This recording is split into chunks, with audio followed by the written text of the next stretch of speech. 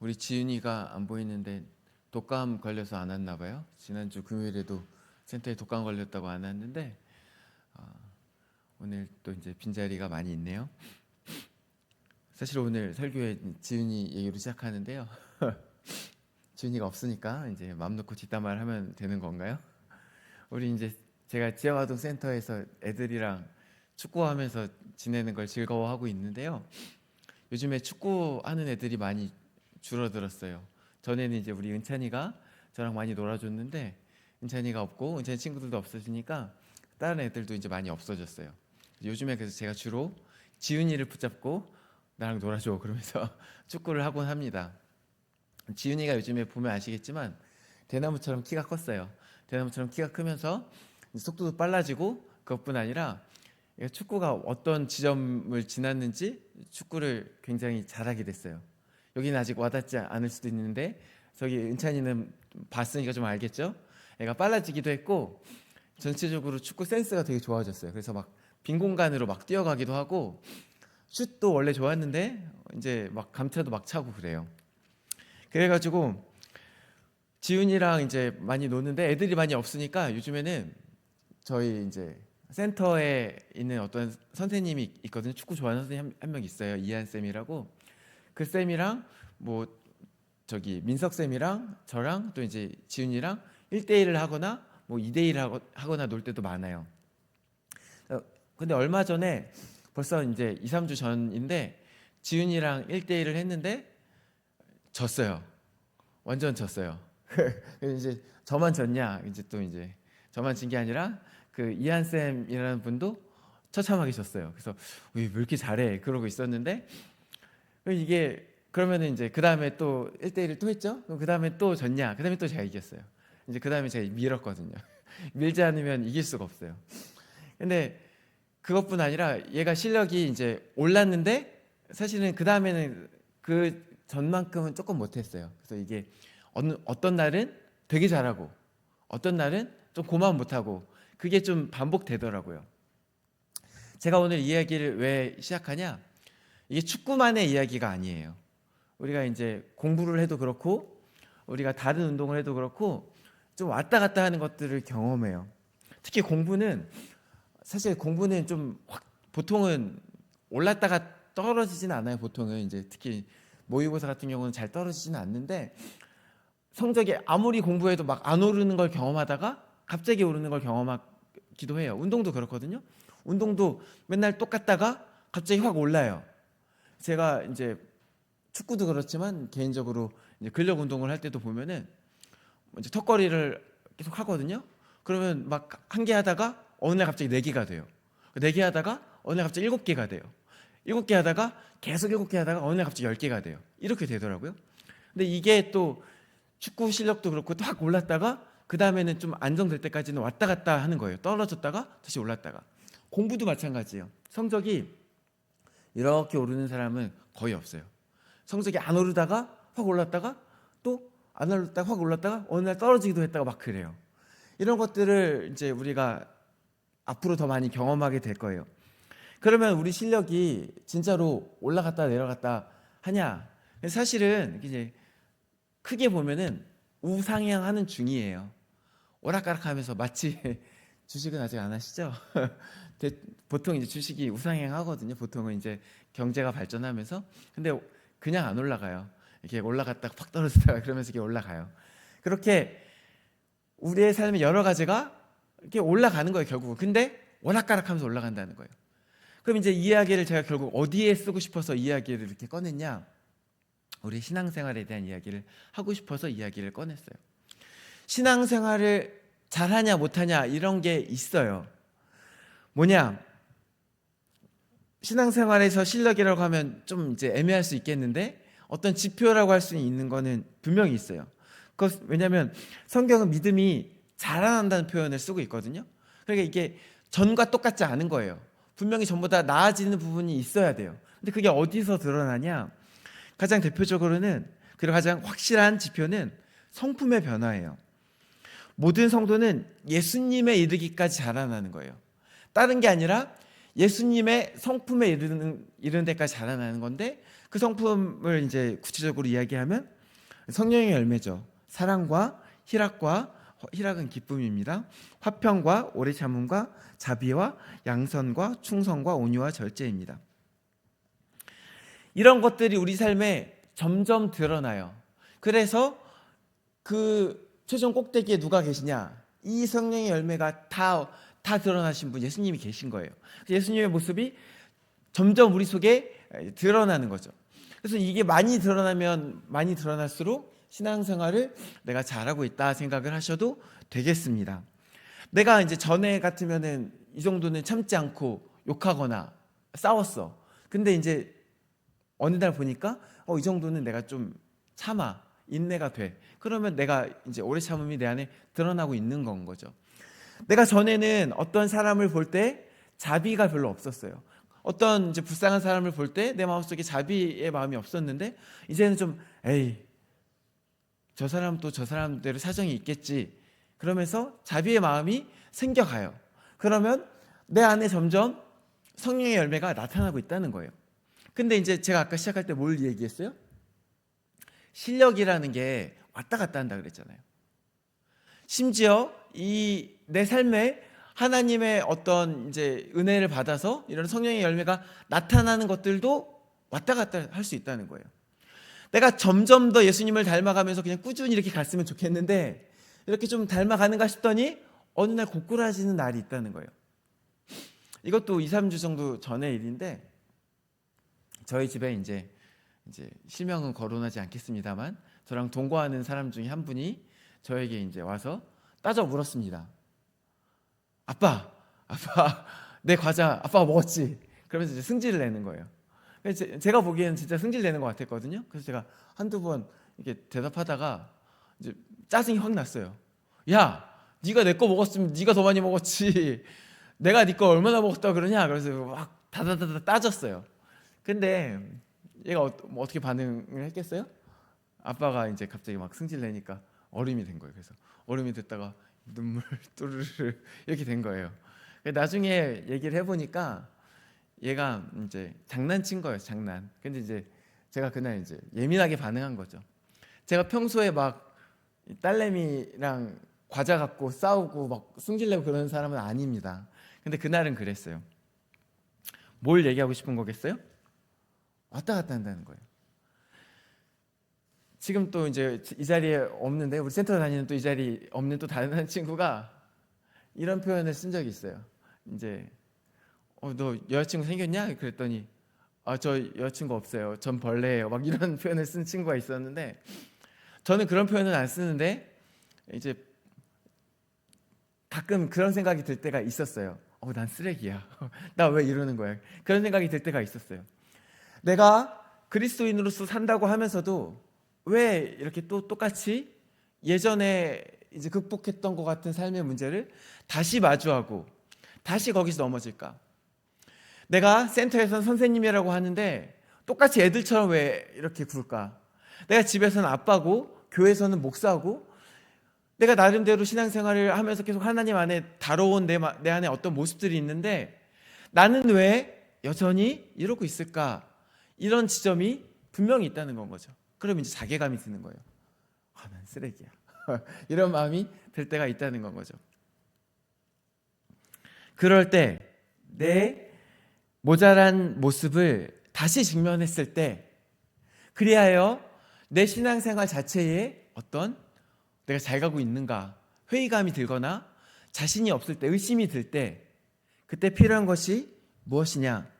바로 복음입니다. 오늘 본문 눈치채신 분 있으신지 모르겠지만 지난번과 같은 본문입니다. 2주 전과 같은 본문인데, 그때는 16절 말씀을 중심으로 복음의 능력, 하나님의 능력에 대해서 함께 나누었어요. 오늘 본문에도 나오는데, 이제 바울은 자신이 하나님의 능력이 되는 이 복음을 부끄러워하지 않는다라고 선언하고 있죠. 그러면서 로마 교회 역시도 복음을 부끄러워하지 말라고 선언하는 거예요. 내가 이 복음을 부끄러워하지 않는다는 건 결국은 로마 교회 너희도 복음을 부끄러워하지 말라는 이야기를 한 건 거죠. 왜냐하면 이 복음 가운데 실제적으로 사람을 구원하는, 바울 자신을 구원했던, 그리고 이 로마 교회의 각 사람을 구원했던 하나님의 능력이, 실제적인 그 능력이 있기 때문에 이 복음을 부끄러워할 것이 아니라는 거예요. 그러면서 이 실제적인 능력이 누구에게 나타난다 이야기했냐? 먼저는 유대인에게요, 둘째는 헬라인에게다. 이렇게 해서 결국 모두에게, 이 세상 모든 사람에게 복음의 능력이 나타나는 것이다. 나만 그런 것이 아니고 또 이곳에 모인 우리 교회 성도들만 그런 것이 아니라 이 세상 모든 이들에게 하나님의 능력을 드러내는 것, 그것이 복음이기 때문에 나는 복음을 부끄러워하지 않겠다. 너희도 그렇게 해야 되지 않겠냐, 이렇게 이야기한다는 건 거죠. 그러면서 구체적으로 복음이 어떻게 하나님의 능력이 되냐, 이 이야기를 이제 바울이 하고 있어요. 17절을 보면요, 이렇게 이야기가, 성경이 시작됩니다. 복음에는 하나님의 의가 나타나서, 이렇게 시작되는 거죠. 근데 여기에는 안 나온 구절이 하나 있어요. 저번에 이제 16절 얘기하면서도 한번 이야기했는데, 가르라는 헬라어 단어가 있어요. 16절에도 있고 17절에도 있어요. 이 가르라는 헬라어 접속사는 왜냐하면이에요. 그럼 17절이, 여기는 복음에는 하나님의 의가 나타나서라고 되어 있지만 원래 이제 헬라어 의미를 되새겨 보면 왜냐하면 복음에는 하나님의 의가 나타나기 때문이다라는 건 거죠. 그래서 이게 16절 내용이 뭐였냐? 복음이 하나님의 능력이 됨이라, 이렇게 얘기가 나오고서 그 다음에 17절에 왜냐하면 복음에 하나님의 의가 나타나서라고 되는 건 거죠. 복음에 하나님의 의가 나타나는 것이 복음이 하나님의 능력이 되는 것의 이유가 된다는 거예요. 그러면서 이제 하나님의 의에 대해서 이제 지난주에 함께 나누었는데, 이 하나님의 의가 나타나는 것은 무슨 뜻이냐? 하나님의 의라는 것은, 여기서 의라는 것은 히브리 개념의 의인데, 히브리 개념의 의는 체다카, 히브리어에서 이제 체다카인데, 이 히브리 개념에서 의는 어떤 개인의 도덕적 발음이 아니라 공동체적 질서 차원의 법적 발음도 아니고 관계적 차원에서의 발음이라고 얘기를 했어요. 어떤 관계가, 특별히 이 히브리 차원에서의 의는 뭐냐? 하나님과 사람 사이의 관계가 올바로 서 있는 것이 의예요. 그래서 이게 다르게 표현하면 정직이에요, 정직. 우리말 정직은 지금 이제 거짓말하지 않는 게 정직이잖아요. 근데 원래 이 정직은 우리말 한자도 발을정에 지금 고들직이잖아요. 그래서 곧고 바른 게 정직이에요. 그래서 성경이 처음 해석될 때 정직은 단순히 거짓말하지 않는 것뿐 아니라 곧고 바른 사람을 정직한 사람이라고 했어요. 그래서 이 구약에서의 의는 이 정직한 사람이 의로운 사람인데, 관계가 곧게 하나님과 관계가 이제 서 있는 사람, 그게 의로운 사람, 그게 정직한 사람인 거예요. 그래서 거꾸로 하나님 입장에서 보면은 사람의 의는 하나님과의 관계가 똑바로 서 있는 사람이라면, 거꾸로 하나님의 의는 뭐겠어요? 하나님께서 사람에게 그 신실하심을 잘 보여주시는 것, 그 고듬, 하나님의 올바름을 보여주시는 게 하나님의 의라는 거예요. 그 관계에서 신실하심을 보여주는 게 하나님의 의라는 건 거죠. 그래서 여기 이제 이거를 16절 말씀과 연결해서 다시 정리하자면, 복음 가운데는 모든 믿는 사람을 구원하는 하나님의 실제적인 능력이 있는데, 이 능력에 하나님의 신실하심이 나타난다는 거예요. 사람과 하나님 사이에 그 약속이 있는데, 그 약속을 지키시는, 그 약속을 무슨 일이 있어도 지키시는 하나님의 신실하심이 드러나는, 그게 복음인 거예요. 그리고 그게 복음의 능력인 거예요. 그 신실하심에 기반한 것이. 그래서 그게 하나님의 신실하심에 기반하였기 때문에 결코 무너지지도 않고 변하지도 않는 것이라는 거죠. 지난주에 이제 그 얘기들을 이제 함께 나누었죠. 그리고 이제 그 다음에 계속해서 오늘 17절 중반부 내용을 볼 건데, 그 다음에 17절 중반부를 제가 읽어볼게요. 믿음에 이르게 하나니 기록된 바 오직 의인은 믿음으로 말미암아 살리라 함과 같으니라.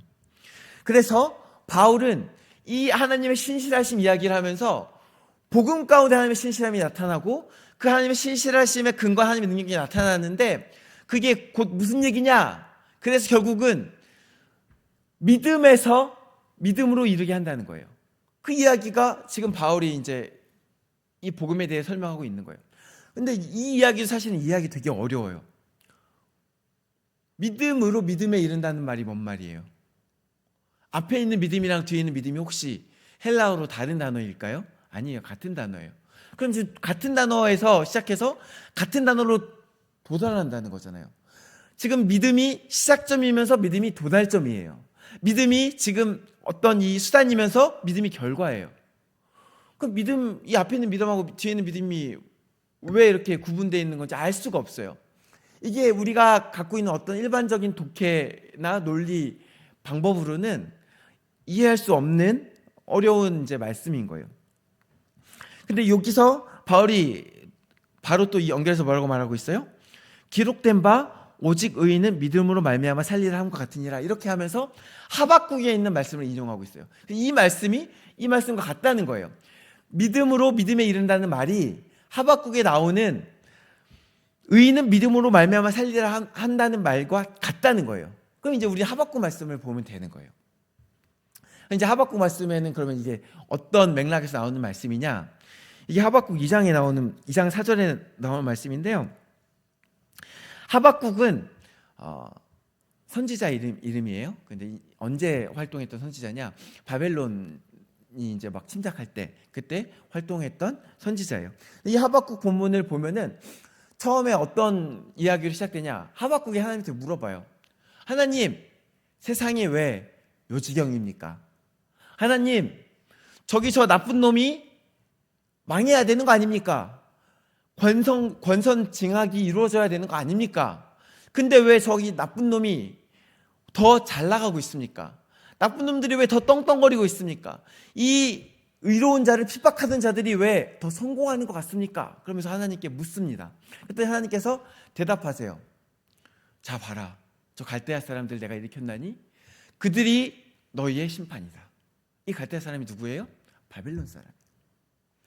저 바벨론이 너희들의 심판이다. 네 말이 맞다. 지금 이스라엘 가운데 악인이 오히려 떵떵거리며 정말 요지경인 세상이 되어가 있는데 이 상황 가운데 내가 심판하겠다. 내가 가만두지 않겠다. 그래야 내가 바벨론을 일으켰다.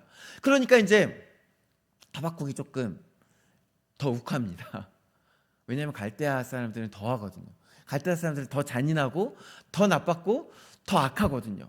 막 임산부 막 배 갈라서 그러기도 하고 온갖 잔인한 짓을 막 많이 했거든요. 그러니까 이제 하박국이 하나님 따져 물어요. 하나님, 우리가 나쁘긴 했지만 저놈들은 더 나쁜 놈들 아닙니까? 더 나쁜 놈들 들어서 이 덜 나쁜 놈들을 심판하는 것은 맞습니까? 하나님, 이게 맞아요? 그러면서 따져 물어요.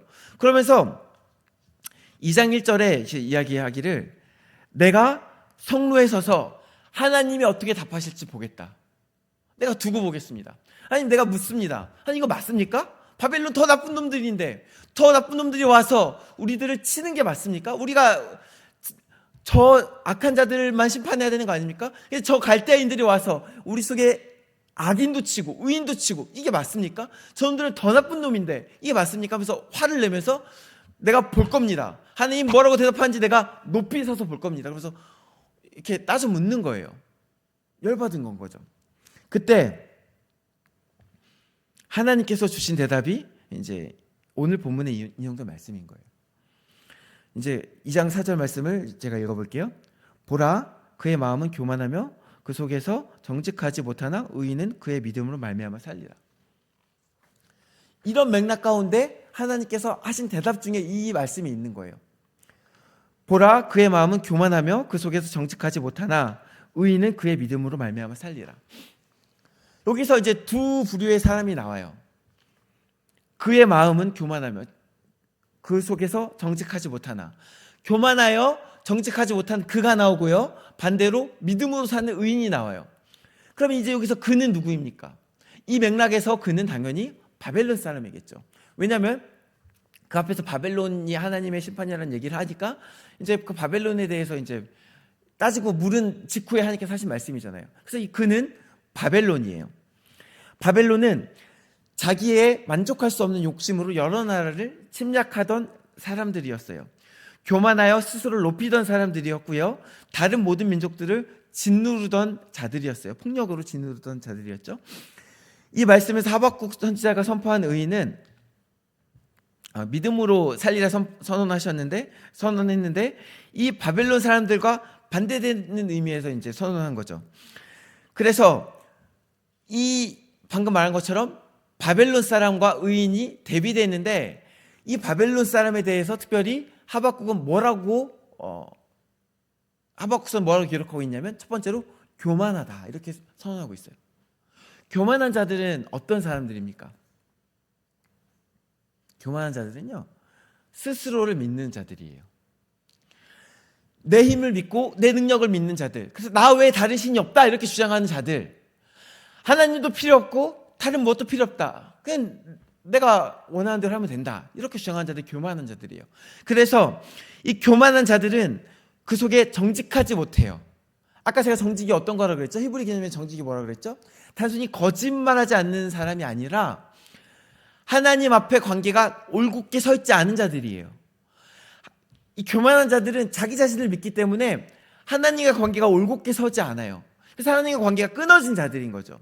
그게 이 의인과 대비되는 바벨론의 모습이에요. 근데 그것과 또 대비되는 그럼 의인은 어떤 모습이겠어요? 의인은 어떤 자겠어요? 교만한 자와 대비되니까 겸손한 자. 그리하여 하나님의 능력을 의지하는 자가 되겠죠. 교만한 자는 자기를 의지한다면 겸손한 자, 의인은 어떤 자들이냐? 내가 아니라 하나님을 의지하는 자들이에요. 그래서 하나님과의 관계가 정직하게, 올곧게, 바르게 서 있는 자들이 이 정직한 자들이에요. 이 의인들은 그래서 어떻게 사냐?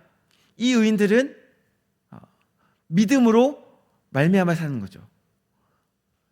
하나님을 의지하기 때문에 여기서 어떤 걸 믿겠어요? 어떤 상황 가운데 지금 이 바벨론이 자기를 침략하는 상황 가운데에서도 하나님의 힘과 능력을 신뢰하는 그 마음으로 사는 거예요. 내가 지금 어떤 고통과 어려움을 직면하는 그 상황 속에서도, 내가 지금 바벨론이 침략해오는 그 전쟁의 상황 속에서도, 그럼에도 불구하고 나는 내 하나님을 믿겠다라고 믿음으로 사는 사람들이 의인인 거예요. 즉 하나님께서 이 하박국 말씀 속에서 어떤 말씀을 주고 계시는 거예요? 그 상황 속에서 너희 의인은 그럼에도 불구하고 나를 신뢰함으로 살아라 이렇게 말씀하시고 계시는 거예요. 그래서 이제 하박국의 마지막이 어떻게 끝나냐? 우리한테 되게 유명한 말씀인데, 비록 무화과 나무가 무성하지 못하며 포도나무에 열매가 없으며 감람나무에 소출이 없으며 밭에 먹을 것이 없으며 우리의 양이 없으며 외양간에 소가 없을지라도 나는 여호와로 말미암아 즐거워하며 나의 구원의 하나님으로 말미암아 기뻐하리로다. 당장 지금 아무것도 없어요. 먹을 것도 없어요. 지금 힘도 없어요. 나를 지킬 힘도 없어요. 근데 먹을 게 없지만 나를 먹이신 하나님을 믿는 믿음으로 즐거워하겠다. 나는 지금 나를 지킬 힘도 없지만 나를 구원하실 하나님을 믿는 믿음으로 살겠다. 그것으로 기뻐하겠다. 이게 의인의 삶이라는 거예요. 바울은 그 하박국 선지자의 고백을 그대로 갖고 오는 거예요. 그래서 의인은 믿음으로 말미암아 산다는 건 무슨 뜻이에요? 눈에 보이는 게 없어도 하나님의 능력을 의지한다는 거예요. 하나님의 신실하심을 의지한다는 거예요. 그래서 믿음으로 믿음에 이른다는 건 무슨 말이냐? 내가 지금 보이는 게 없지만 그 하나님의 신실하심을 믿을 때 더 큰 믿음에 이르게 되는 거예요. 내가 지금 보여지는 게 아무것도 없어요. 그러나 딱 하나 내가 붙을 게 뭐가 있는 거예요? 하나님의 신실하심을 붙드는 거예요. 성도 여러분, 그리고 우리 청소년부 여러분, 신앙생활 하면서 우리가 경험하는 하나님이 다 다르거든요. 근데 그렇다고 해서 하나님이 다른가요? 하나님은 한 분이에요. 근데 우리가 경험하는 하나님은 다 달라요. 우리가 믿는 하나님의 믿음의 크기는 다 다르고 하나님께서 내게 주신 믿음의 크기는 다 달라요. 그런데 그렇다고 해서 신실하신 하나님의 그 성품은 다 다른가요? 하나님은 똑같은 분이에요. 그럼 이제 각자의 믿음이 다른 건 어디서 오는 거예요? 각자의 경험의 차이에서 오는 거예요. 내가 그 신실하신 하나님을 더 많이 경험했으면 더 하나님을 많이 믿게 돼요. 내가 그 하나님에 대해서 더 많이 깨닫게 되면 그만큼 하나님의 신실하심을 더 많이 누릴 수 있게 되는 거예요. 그래서 이 믿음으로 믿음에 이른다는 것은, 이게 사실 해석은 되게 여러 가지가 나오는데, 뭐 앞에 있는 믿음은 하나님의 신실하심을 얘기하는 거다, 뒤에 있는 것은 하나님의 어떤 크신 신실하심을 얘기하는 거다, 뭐 앞에 게 뭐 사람의 믿음이다, 뒤에 게 사람의 믿음이다, 앞에 게 사람의 작은 믿음이고 뒤에 것도 사람의 믿음이다, 사람의 큰 믿음이다. 이 모든 해석이 다 가능한데 결국 중요한 건 뭐예요? 하나님의 신실하심은 그대로인데, 내가 믿음으로 그 하나님의 신실하심, 이 하나님의 신실하심의 기반 위에 서서, 하나님의 약속의 기반 위에 서서 내가 하나님을 믿음으로 경험하는 만큼 더 큰 믿음에 이르는 거예요. 그래서 결국은 하나님의 신실하심까지 이룰 수도 있고, 어쨌든 이 처음에 시작하는 시작 자체가 하나님의 신실하심을 기반으로 시작한다는 이야기일 수도 있어요. 결국은 근데 여기서 이 모든 것을 관통하는 메시지는 뭐예요? 나를 바꾸시는 이가 결국 하나님이라는 거예요. 아까 제가 서두에 제 신앙생활을 하면서 제가 이제 무너지는 순간들을 이야기했죠. 제 삶이 볼 때 믿는 자 같지 않아 보일 수 있어요. 어느 순간 욱해서 막 또 예전 버릇이 나올 수 있어요. 그때 내가 무너지는 것 같을 때 무엇을 바라보는 거예요? 하나님의 신실하심을 바라보는 거예요. 처음부터 여기서 시작된 거였어요. 그리고 그 끝도 계속해서 그것을 붙들고 가는 거예요. 그래서 점점 더 내가 오늘 여전히 작은 믿음 때문에 흔들린다 할지라도 하나님의 신실하심을 붙들고 갈 때 그 하나님께서 나를 계속 바꾸어 가셨고 앞으로도 바꾸어 가실 것이며 그 마지막까지 이루실 것을 믿는 거예요. 그래서 믿음으로 가는 거예요. 점점 더 큰 믿음으로, 점점 더 완전한 믿음으로. 때로 내가 고꾸라질 때가 있을지라도 다시 아까 말씀드린 것처럼 뒤 돌아서 보면은, 길게 보면 우상향이에요. 하나님께서 나를 이끄시기 때문이에요. 그 속에서 우리가 믿을 것은 단 하나, 하나님의 신실하심이라는 건 거죠. 사랑하는 성도 여러분, 그리고 사랑하는 청소년부 여러분, 우리가 이제 신앙생활, 특히 청소년 친구들은 신앙생활 한 게 이제 결국은 이제 10년 한 거잖아요. 20년, 30년, 40년 이제 앞으로 계속 할 거예요. 하면서 지금은 아직 세상에 더러운 꼴 별로 볼 게 없죠. 세상에 더러운 꼴 보고 그 속에서 또 먹고 살아 보려고도 해봐야 되고, 또 사방에서 나를 괴롭히는 것들을 경험할 날이 있을 수도 있어요. 그때 넘어질 수 있어요. 여전히 내 모습이 왜 이런가 싶을 수 있어요. 우리에게 약속이 있음을 믿으시기 바랍니다. 말씀을, 어떤 약속이 있습니까? 평강의 하나님이 친히 너희를 온전히 거룩하게 하시고 또 너희의 온 영과 혼과 몸이 우리 주 예수 그리스도께서 강림하실 때 흠 없게 보존되기를 원하노라. 너희를 부르시는 이는 미쁘시니 신실하시니 그가 또한 이루시리라. 이게 약속인 거예요. 하나님 우리를 이끌어 가신다는 겁니다. 바라기는 우리가 당장 눈에 보이는 게 없어도 이 신실하심을 믿으시기 바랍니다. 당장 우리의 삶이 별로 믿는 사람처럼 보이지 않을지라도 이 말씀을 믿으시기 바랍니다. 말씀이 증거하는 하나님의 신실하심을 믿으시기 바랍니다. 그리하여 믿음으로 믿음에 이르는 저와 여러분 되시기를 주님의 이름으로 축원합니다. 함께 기도하시겠습니다. 신실하신 하나님, 우리를 태초부터 택하사 부르시고 또 우리를 바꾸시고 우리를 또한 완성해 나가실 하나님의 놀라우신 계획과 하나님의 일들을 믿습니다. 이 모든 일들이 나의 어떠함이 아니라 오직 하나님의 신실하심으로 인한 것임을 우리가 믿고 흔들리지 않게 도와주시옵소서. 우리의 인생을 온전히 하나님께 다시 한번 맡겨드리며 예수 그리스도 이름으로 기도드립니다. 아멘.